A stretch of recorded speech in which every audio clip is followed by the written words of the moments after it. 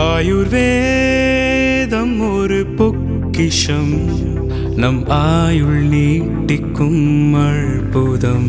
Doctor Srivarma's Lion Arabian dates. இப்போ அது லயனா டேட்ஸ். லயனா பிரீமியம் டேட்ஸ். சுத்தம், சுவை மற்றும் ஆரோக்கியம். Periyar Maniammai Institute of Science and Technology, Thanjavur. BTech biotechnology with specialization in computer science and biology. எண்ணி துணிக கர்மம் துணிந்த பின் எண்ணுவோம் என்பது இழுக்கு. மாண்புமிகு பேரவைத் தலைவர் அவர்களே, 2026 தேர்தல் பிரச்சாரத்தில் எதிர்கட்சிகள், அனைத்து எதிர்கட்சிகள், ஒன்றல்ல ரெண்டல்ல, கிட்டத்தட்ட ஒரு 41 கட்சிகள் எதிர்த்து நின்று தமிழகத்தின் முதல் முறையாக 2016 அம்மா அவர்கள் தனித்து நின்றார்கள். ஆளும் கட்சி, மிகப்பெரிய பலம், முதலமைச்சராக இருந்த செல்வாக்கு. ஆனால் எங்களுடைய அண்ணன், எங்களுடைய தலைவர், மாண்புமிகு முதலமைச்சர் திரு சி. ஜோசப் விஜய் அவர்கள் தனியாக பிரச்சாரத்தை மக்கள் துணையுடன், பெண்கள் துணையுடன், இளைஞர்கள் துணையுடன் 41 கட்சிகளை எதிர்த்து நின்று அண்ணா கூறினார், 1967 தேர்தல் பிரச்சாரத்தில் அண்ணா கூறினார்,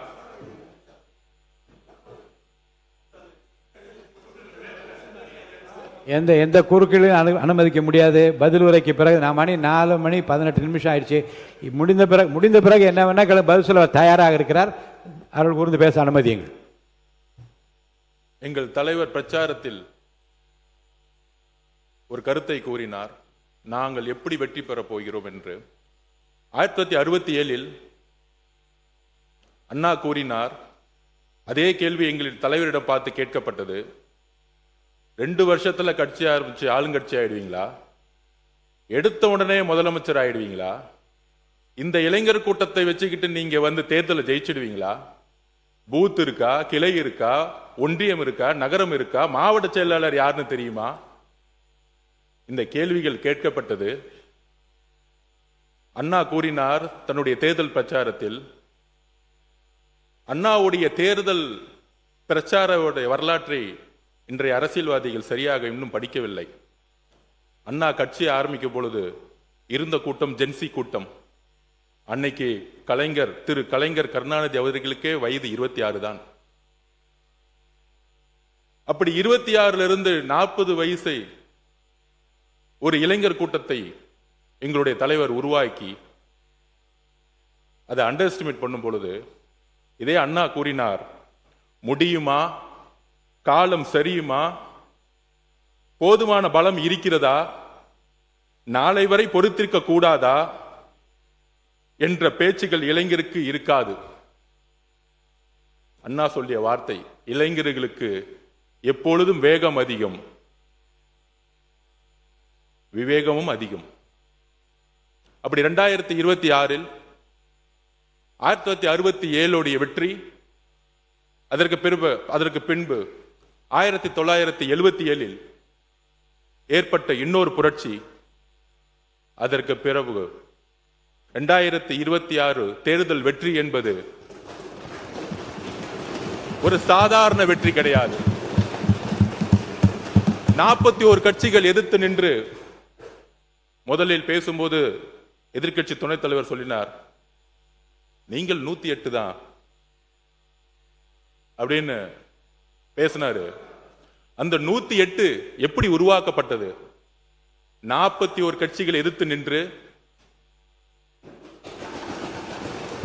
எதிர்க்கட்சி தலைவர் தன்னுடைய மேடைகளில் கூறினார், அங்க இருக்கிறவங்க எம்எல்ஏன்னா யாருன்னு தெரியாது, அமைச்சர்னா யாருன்னு தெரியாது, இதுதான் அண்ணா கனவு கண்ட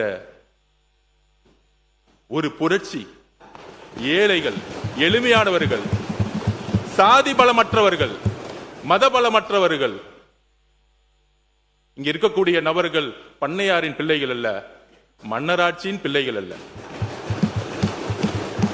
எங்கள் பெயர் உங்களுக்கு தெரியாமல் இருக்கலாம், எங்களுடைய சாதி உங்களுக்கு தெரியாமல் இருக்கலாம், எங்களுடைய மதம் உங்களுக்கு தெரியாமல் இருக்கலாம். ஆனால் பெண்களுக்கும் இளைஞர்களுக்கும் ஏழைகளுக்கும் எங்களுடைய பெயர் தெரியும். அதனால்தான் நாங்கள் 108. அதனால்தான் 10 நாளில் நீங்கள் உருவாக்கிய 10 வருஷ கூட்டணி 10 நாளில் எங்களுடைய தலைவரை நோக்கி ஒரு ஜனநாயகத்தை உருவாக்கியது, இந்த ஆட்சியை உருவாக்கியது.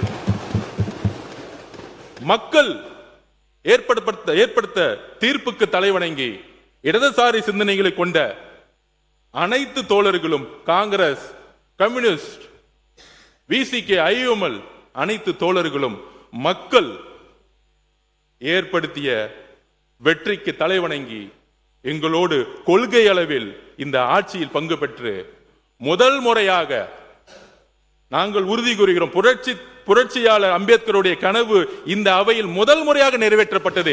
8 தலித் சகோதரர்கள் இன்று அமைச்சரவையில் இருக்கிறார்கள். பெரியார் கண்ட சமூக நீதி இங்கே நிறைவேற்றப்பட்டிருக்கிறது. அண்ணா கண்ட இளைஞர் கூட்டம் இங்கு உருவாக்கப்பட்டிருக்கிறது. இதுதான் தேர்தல் வெற்றி. இது தேர்தல் வெற்றிக்கான ஒரு வெற்றி மட்டுமல்ல, இது வரலாற்றை திருப்பி போட்ட வெற்றி. சாதியும் மதமும் எம்எல்ஏ ஆகணும், மினிஸ்டர் ஆகணும்னா அதுக்கு ஒரு பின்புலம் இருக்கணும்னு ஒரு சாமானியன் நினைச்சு பார்க்க முடியாத ஒரு சட்டமன்றத்தில் அண்ணாவுக்கு அப்புறம், எம்ஜிஆருக்கு அப்புறம் இன்று ஏழைகளும் எளிமையானவர்களும் இளைஞர்களும் பெண்களும் இந்த சட்டமன்றத்தில் இங்கு அமர்த்தப்பட்டிருக்கிறார்களே, பெண்கள் துணையுடன், இளைஞர் துணையுடன் எங்களுடைய தலைவருடைய நம்பிக்கையும் அன்பும் பெண்கள் உருவாக்கிய வெற்றி தான் இந்த வெற்றி.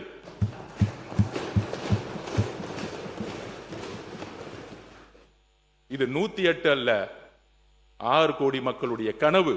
ஒரு ஏழையும் ஒரு சாமானியனும் சட்டமன்ற உறுப்பினராக வேண்டிய ஒரு கனவு இது. இந்த கனவு இங்கு வரலாறாக மாறி இருக்கிறது.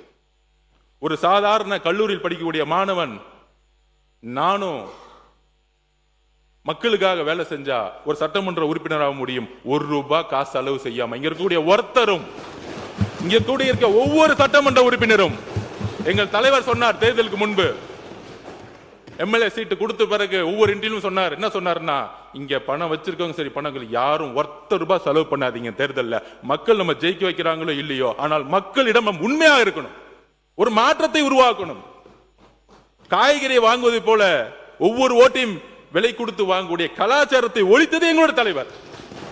இதை உறுதியாக சொல்லுகிறோம், நெஞ்ச நிமிர்த்தி நேர்மையாக சொல்லுகிறோம். ஏன்னா நான் யாரையும் குறிப்பிடல, நான் யாரையுமே குறிப்பிடல. தொடர்ந்து பேசுங்க. உட்காருங்க. நான் யாருடைய பெயரையும் குறிப்பிடல. இருங்க, ஓட்டுக்கு வருவாருங்க. ஒரு முன்னுரையை சொன்ன பிறகு வரட்டுங்க. இருங்க, ஒரு முன்னுரையை சொல்ல உரிமை அவருக்கு. ஜனநாயகம் இங்க இருக்கிறது. சொல்லுங்க. ஓட்டுக்கு பணம் கொடுக்கக்கூடிய கலாச்சாரத்தை தூக்கி எறிந்தது வரலாற்றில் முதல் முறையாக தமிழக வெற்றி கழகம், எங்களுடைய தலைவர். அதை உறுதியாக நாங்கள் இங்கே பதிவு செய்கிறோம்.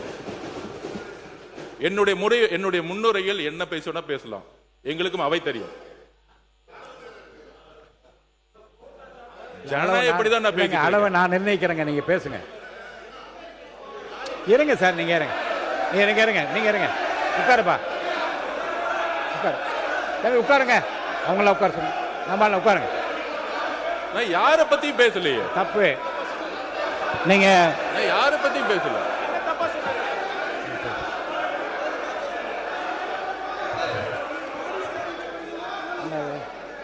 மாண்புமிகு பேரவைத் தலைவர்களே, உட்காருங்க. நீங்க எல்லாம் உட்காருங்க. உட்காருங்க, இந்த பக்கம் எல்லாம் உட்காருங்க. உட்கார சொல்லுங்க. எல்லாம் உட்காருங்க. இருங்க,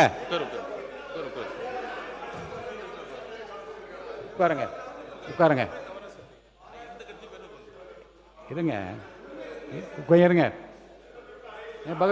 நீங்க உட்காருங்க. நீங்க பேசுறது அனுமதிக்க முடியாது. உட்காருங்க. இருங்க. நீ பேசக்கூடாது, அப்படி பேசக்கூடாது. இருங்க, நான் அதாவது இருங்க, கொஞ்சம் கவனிங்க. மாநில உறுப்பினர் கோஆரி அப்படிலாம் கையை நீட்டெல்லாம் பேசாதீங்க. உட்காருங்க, உட்காருங்க. அதெல்லாம் கொடுக்க முடியாது. உட்காருங்க, உட்காருங்கண்ணா, உட்காருங்க. நீங்க எனக்கு நீங்க உட்காருங்க, என்ன உட்காருங்க. அதாவது முன்னுரையாக இல்லை, இருங்க சார். நான் என்ன பேசும்போது பேசாதீங்க, குறுக்க பேசாதீங்க. பொதுவாக மானிய கோரிக்கை வருகிற போது முன்னுரையாக ஏதாவது தெரிவிக்க விரும்பினால் தெரிவிக்கலாம் என்கிற போது தலைவரை வாழ்த்தியும் அந்த பொறுப்பை உணர்ந்தும் வார்த்தைகள் சொல்வது வழக்கம்தான். இப்போது இருக்கிற நிலைமை என்ன என்றால், காலம், உடல்நிலை, முன்னாள் முதலமைச்சர் சொன்னது போல் உடல்நிலை கருதி உங்களுடைய அந்த முன்னுரையை விரைவாக நீங்கள் முடித்துக்கொள்ள வேண்டும். சொல்லிட்டேன்ல, நானே சொல்லிட்டேனே. நான் அதை தான் நான் அதை உறுதியாக சொல்லியிருக்கிறேன். அவங்க முடிப்பாங்க. அமைதியாக. என்னுடைய வார்த்தைகள் ஜனநாயக பூர்வமானது. நான் யாரையும் தனிப்பட்ட முறையில் இன்னொரு ரூலும் படிச்சிடறேன் உங்களுக்கு. ஏன்னா சில உறுப்பினர்கள் விதிப்படி நடக்கிறதா மரபணு என்ன கேட்கக்கூடாது. பேரவையின் விவாதத்திற்கு வரும் எப்பொருள் மீதேனும் நடைபெறும் விவாத உரைகளுக்கான கால வரம்பை பேரவை தலைவர் தான் நிர்ணயிக்கலாம். நான் சொல்கிறேன், விரைவாக முடித்துக்கொள்ளுங்கள் நான் சொல்லியிருக்கிறேன். முடிப்பாங்க. இப்போ வேண்டாம், எந்த கேள்வி இப்போ அனுமதியில் நீங்கள் பதில் உரையை தொடங்க. இந்த வரலாற்று ரீதியான வெற்றிக்கு பிறகு இந்த 100 நாள் வாங்க, இந்த 100 நாளுடைய வெற்றி முதலில் சமூக நீதி கணக்கெடுப்பு, சாதிவாரி கணக்கெடுப்பு.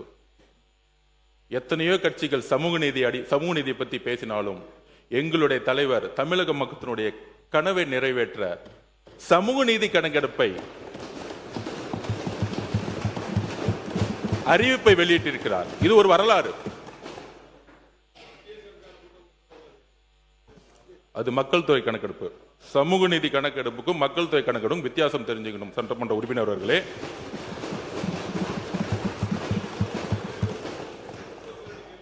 சிறுபான்மையின சமூக நலத்திட்டங்களை அவர்களே செயல்படுத்த அமைச்சரவையில் ஐயுமலுடைய கனவு, 60 வருஷ கனவு, அதை நிறைவேற்றியது எங்களுடைய தலைவர்.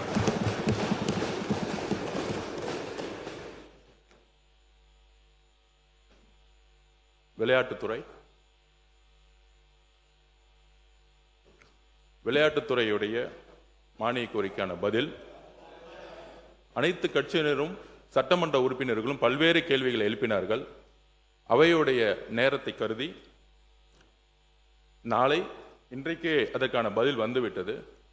ஒவ்வொருத்தருக்கும் கேள்விக்கான பதிலை அவர்களிடமே நாளைக்கு ஒப்படைப்போம். மானிய கோரிக்கை ஸ்போர்ட்ஸ் டிபார்ட்மெண்ட் பற்றி சில விளக்கங்களை நான் சொல்ல விரும்புகிறேன். விளையாட்டு தான் என்னுடைய மதம், என்னுடைய மொழி, என்னுடைய சாதி, என்னுடைய குடும்பம். SDAT, sports development authority of Tamil Nadu, புரட்சி தலைவி அம்மா அவர்களுடைய ஸ்கீம்ல திருச்சியிலிருந்து தேர்ந்தெடுக்கப்பட்ட 3 மாணவன்ல ஒரு விளையாட்டு வீரன் நான். நேரு ஸ்டேடியத்தில் ரூம் நம்பர் 50-51 படித்து இந்த மாநிலத்துக்காக விளையாடிய ஒரு national player, basketball player. இங்க 3 பாஸ்கெட்பால் பிளேயர் இருக்காங்க.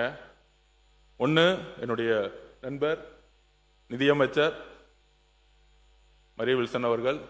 இன்னொருத்தர் யாருன்னா திமுக இருக்கக்கூடிய நேஷனல் பிளேயரா இருந்த பெரியசாமி அண்ணன். அது நிறைய பேருக்கு தெரியாது, அவர் இல்லை இந்த அவையில். நீங்க ஒரு ஸ்போர்ட்ஸ்மேன், சபாநாயகர் ஒரு ஸ்போர்ட்ஸ்மேன், செஸ் பிளேயர். இங்க இருக்கக்கூடிய பல்வேறு சட்டமன்ற உறுப்பினர்கள் விளையாட்டு உலகத்தில் இருந்து வந்தவர்கள். முதலில் ஒரு விளையாட்டு துறையிலிருந்து, அதுவும் SDAT மாணவனா இருந்து அதே நேரு ஸ்டேடியத்தில் ஒரு விளையாட்டு அமைச்சரா இன்னைக்கு வந்து அமர்ந்த அதற்கு உதவிய என்னுடைய முதலமைச்சர் அவர்களுக்கு நன்றியை தெரிவித்து, ஸ்போர்ட்ஸ் இந்த 100 வருஷத்துல நம்ம பொருளாதாரத்திலையும் கல்வியிலையும் முன்னேறி இருக்கிறோம். ஆனால் இன்றைக்கு இருக்கக்கூடிய நிலைமை, இந்த 100 வருஷத்துல இது வரைக்கும் நம்ம ஒலிம்பிக் மெடல் எடுத்ததே கிடையாது. ஏன்னா அதுக்கான திட்டங்கள் இன்டர்நேஷனல் ஸ்டாண்டர்ட் லெவலில் நம்ம இருந்தது கிடையாது. பல்வேறு முயற்சிகளை செஞ்சிருக்கோம்.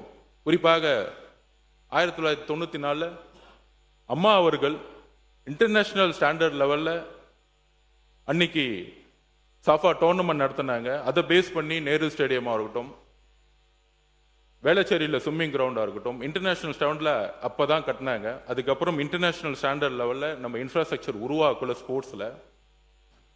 அப்போ நம்மளுடைய ஸ்போர்ட்ஸ் ஹாஸ்டல் இன்னும் ஒலிம்பிக்கான விளையாட்டு வீரர்களை உருவாக்குவதற்கான ஒரு பொருளாதார திட்டங்களை உருவாக்குனதில்லை.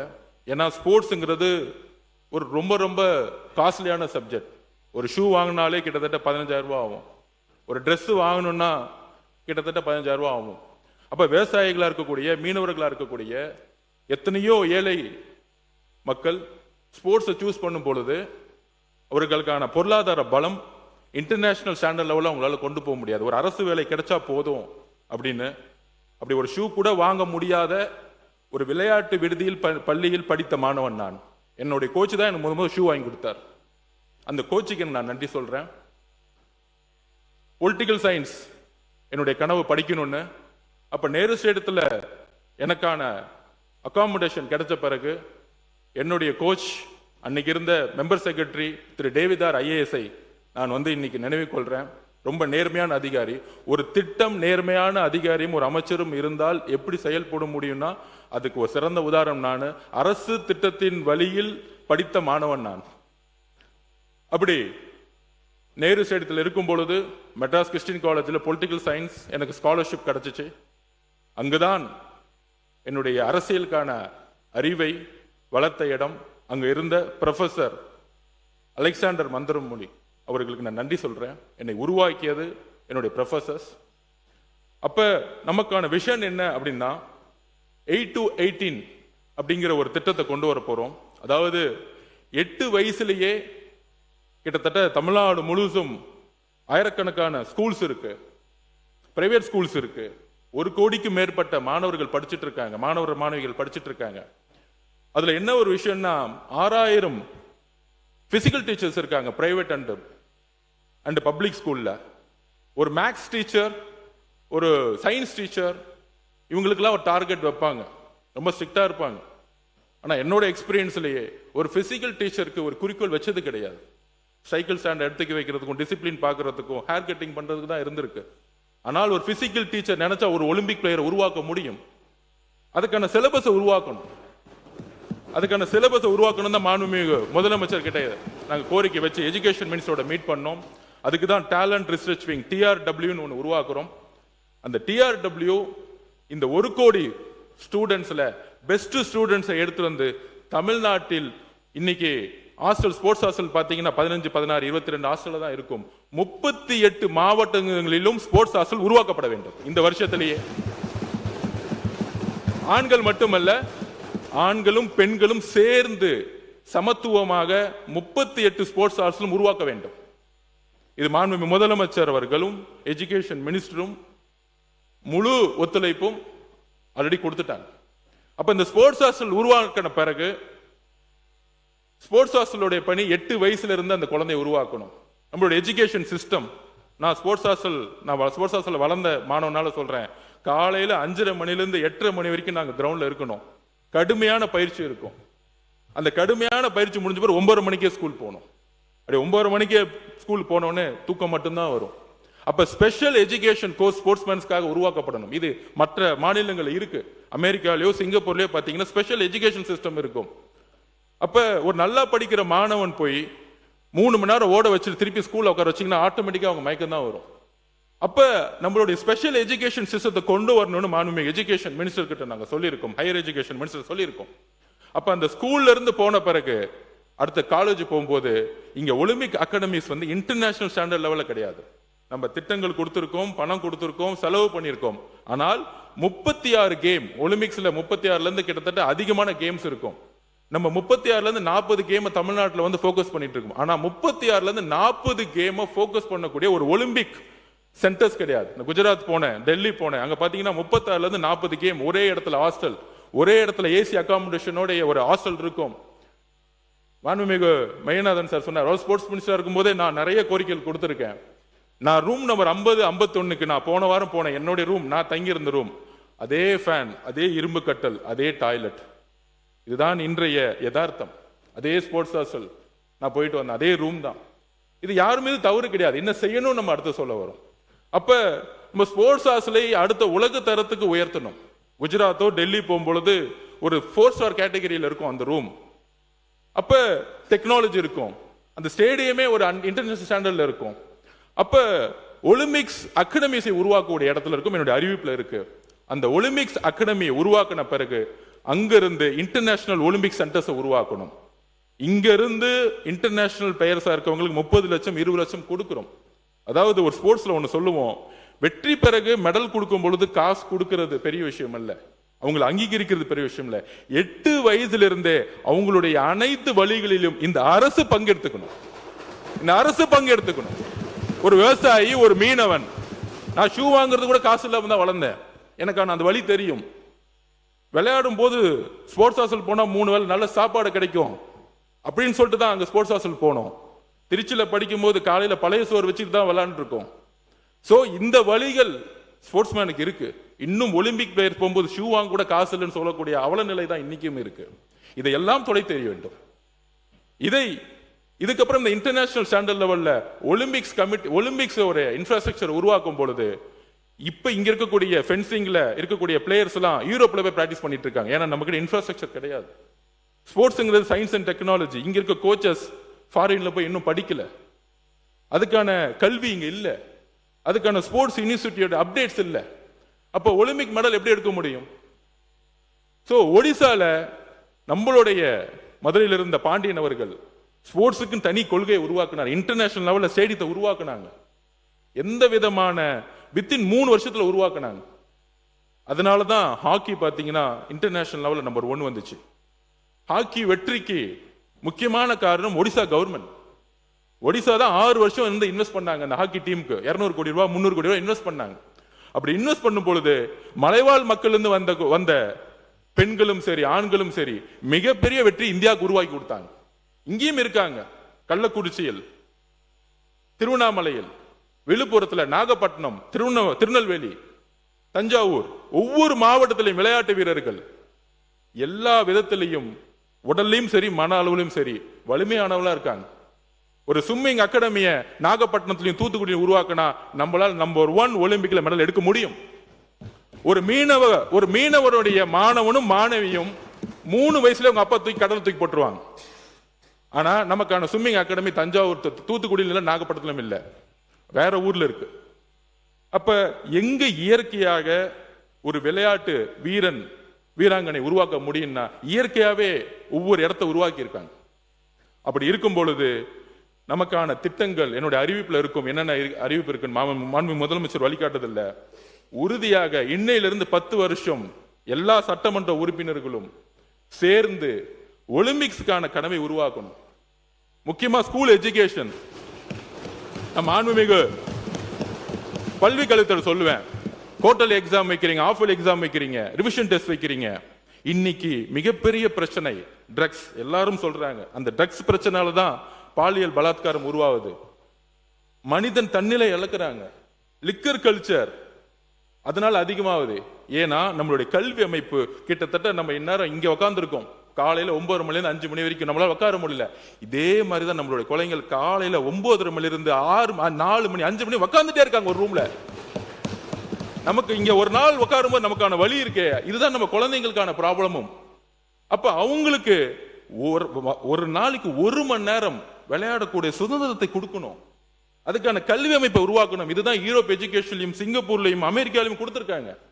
அதனாலதான் அங்க பாத்தீங்கன்னா ஒலிம்பிக்ல நம்பர் 1 வராங்க, யூரோப் நம்பர் 1 வராங்க ஃபுட்பால்ல.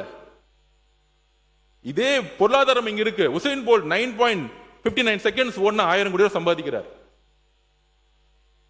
அந்த வலிமை விளையாட்டு துறையில இருக்கு. ஆனா நமக்கான குறிக்கோள் இன்னும் வைக்கல. அப்ப எஜுகேஷன் டிபார்ட்மெண்ட்ல மாண்பு முதலமைச்சர் கிட்ட நாங்க ரிக்வெஸ்ட் வச்சிருக்கோம், எஜுகேஷன் மினிஸ்டர் சொல்றோம், 1 மணி நேரம் குறைஞ்சபட்சம் விளையாட்டு ஒவ்வொரு கிளாஸ்லயும் 10 நிமிஷம் கம்மி பண்ணிக்குவாங்க. தன்னுடைய ஒவ்வொரு ஸ்டூடெண்டும் தன்னுடைய உடலையும் தன்னுடைய மனதையும் தயார்படுத்துறதுக்கு குழந்தைகள் ஒரு டீம் கேம் இல்ல, அதனால போன்ல இருக்காங்க. நம்ம ஸ்கூல்ல கத்து கொடுக்கணும், ஒரு உடலை எப்படி பாத்துக்கணும், ஒரு பெண்ணுக்கு உன் உடல் எப்படி பாத்துக்கணும், 10 பேர் கூட சேர்ந்து விளையாடு, ஓடு. ஆண் மட்டும்தான் உடல் வலு கிடையாது. பாருங்க எங்க கிரவுண்ட்ல ஒரு வெயிட் லிப்டர் பெண்ணை பாத்தீங்கன்னா பயந்துருவீங்க, அவ்வளவு ஸ்ட்ராங்கா இருப்பாங்க. உருவாக்க முடியும், நம்ம நினைச்சா உருவாக்க முடியும், ஒரு பெண்ணை உருவாக்க முடியும். தேனி மாவட்டத்திலிருந்து மித்த சவுத்துல பாத்தீங்கன்னா பெண்கள் இன்னும் வீட்டு விட்டு வெளியே வரல. ஷார்ட்ஸ் போட்டு வந்தா நீ எல்லாம் ஷார்ட்ஸ் போட்டு போறியா அப்படின்னு குழந்தைங்களை கேட்கக்கூடிய சமூகம் இன்னைக்கு இருக்கு. அப்ப சட்டமன்ற உறுப்பினர்கள் எல்லோரும் சேர்ந்து மாதம் ஒரு முறை உங்களுடைய தொகுதியில் ஒரு விளையாட்டு போட்டிகளை தயவு செய்து உருவாக்குங்கள், நீங்கள் பங்கெடுத்துக்குங்கள். நீங்க கடுமையா அதுக்காக நம்ம நிப்போம், ஸ்போர்ட்ஸுக்காக நம்ம நிப்போம். எல்லோரும் சேர்ந்து ஸ்போர்ட்ஸை உருவாக்குவோம். கூடி சீக்கிரத்துல IAS IPS MLAக்கள் ஜட்ஜஸ் எல்லாரும் சேர்ந்து ஒரு விளையாட்டு போட்டிகள் முதலமைச்சர் நடத்த சொல்லியிருக்கார்.